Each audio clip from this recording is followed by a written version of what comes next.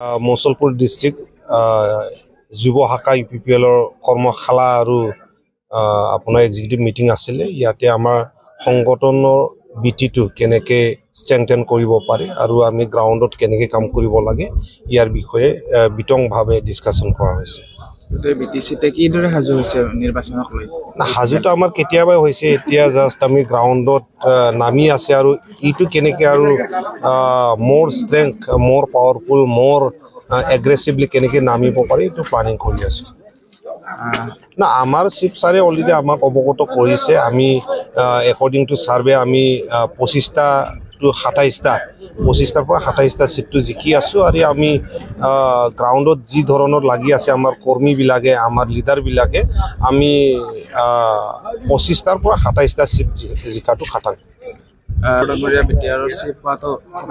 এইটো খাটাং, এইটো ক'বই নালাগে, এইটো ন' ডাউট কোনো নাই।